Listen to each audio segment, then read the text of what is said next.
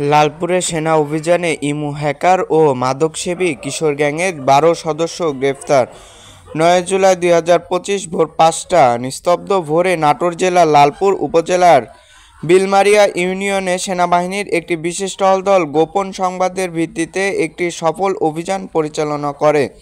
অভিযানে সংবদ্ধ প্রতারক চক্রের ১২ জন কিশোর গ্যাং সদস্যকে আটক করা হয়, যারা ইমু অ্যাপ ব্যবহার করে দীর্ঘদিন ধরে সাইবার অপরাধ ও ব্ল্যাকমেইলের সঙ্গে জড়িত থাকার পাশাপাশি নিয়মিত মাদক সেবনেও লিপ্ত ছিল।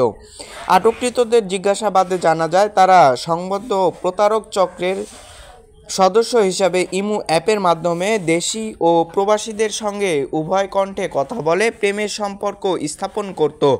পরবর্তীতে অশ্লীল ভিডিও ধারণ করে ব্ল্যাকমেইলের মাধ্যমে অর্থ হাতিয়ে নিত। তারা নিজেদের কিশোর গ্যাং পরিচয়ে এলাকায় প্রভাব বিস্তার এবং মাদক সেবনের মাধ্যমে যুব সমাজের বিপথগামী করার চেষ্টা করছিল। অভিযানের সময় বসতবাড়ি তল্লাশি চালিয়ে সেনাবাহিনীর উল্লেখযোগ্য পরিমাণ আলামত জব্দ করে। অ্যান্ড্রয়েড মোবাইল ফোন ১৬টি, বাটন মোবাইল ফোন ১২টি, অতিরিক্ত সিম কার্ড ৩০টি, দেশীয় তৈরি অস্ত্র ১টি, ইয়াবা ট্যাবলেট ৫ পিস, গাঁজা স্বল্প পরিমাণ। অভিযান শেষে আটককৃত ব্যক্তিকে প্রয়োজনীয় আইনগত প্রক্রিয়াধীন আইন জন্য লালপুর থানায় হস্তান্তর করে সেনাবাহিনী।